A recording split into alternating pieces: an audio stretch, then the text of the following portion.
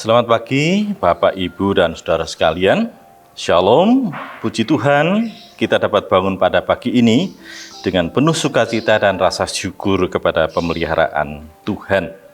Mari sebelum kita memulai aktivitas kita di hari ini, Selasa 26 Oktober 2021, kita bersaat teduh bersama merenungkan firman Tuhan.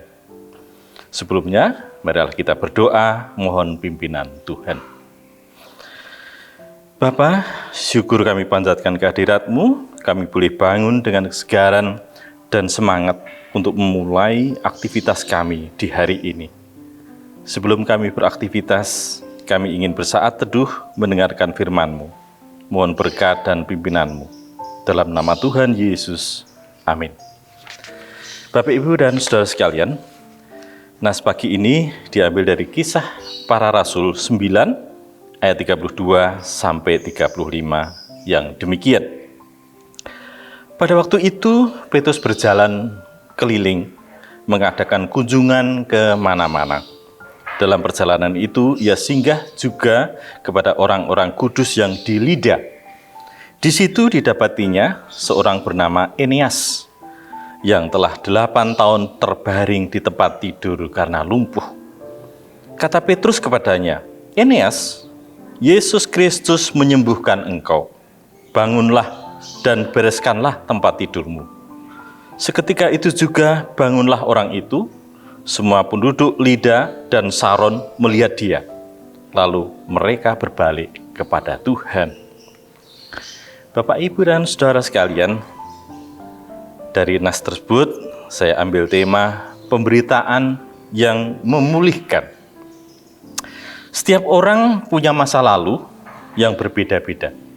Bahkan setiap orang pasti pernah melakukan kesalahan dalam perjalanan hidupnya. Namun, dalam mengalami masalah tersebut, banyak orang yang hanya meratapi kesalahannya dan sulit meninggalkan masalah tersebut. Petrus adalah contoh pribadi yang diubah oleh Roh Kudus. Petrus bukanlah orang yang sempurna. Bahkan ia pernah menyangkal Yesus. Namun dengan semangat pertobatan, Petrus akhirnya mau memberi dirinya dipakai oleh Roh Kudus untuk melayani.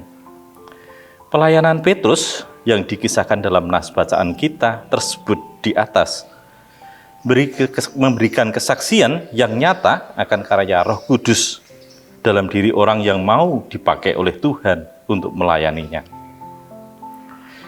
Dalam perjalanan pelayanannya, Petrus bertemu dengan Eneas yang sudah 8 tahun terbaring di tempat tidur, yang tentu memiliki harapan untuk disembuhkan.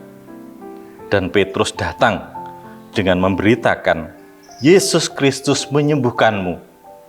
Dan terjadilah mukjizat kesembuhan itu.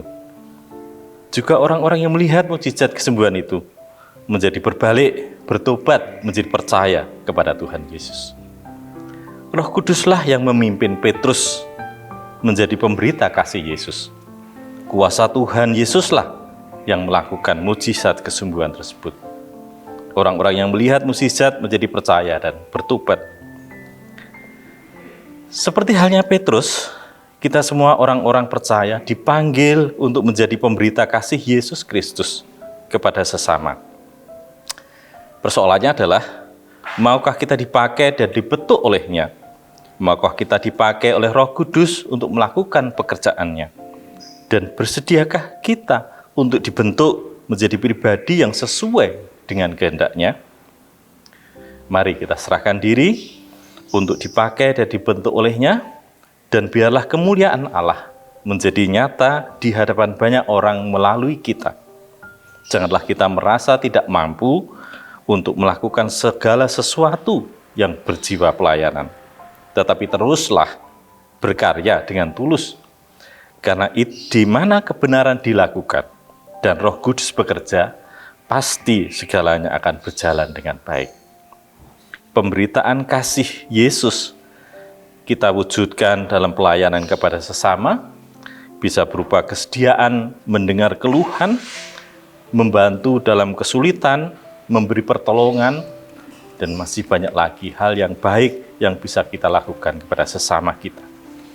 Dan tentu pemberitaan kasih Yesus Kristus dalam pelayanan kita kepada sesama itu akan menjadi kesaksian yang hidup bagi dunia. Amin. Demikianlah saat teduh pagi ini. Marilah kita serahkan segala beban hidup kita hari ini dalam pimpinan Tuhan di dalam doa.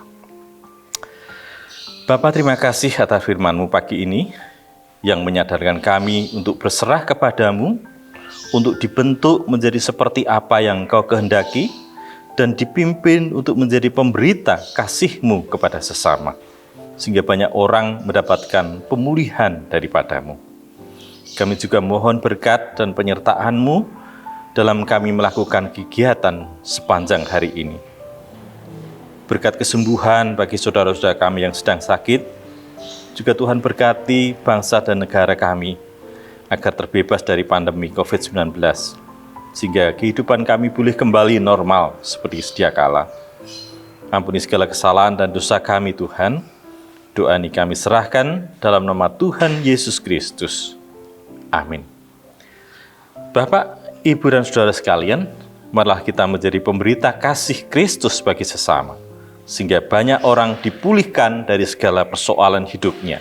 Semangat terus, Tuhan Yesus memberkati kita sekalian.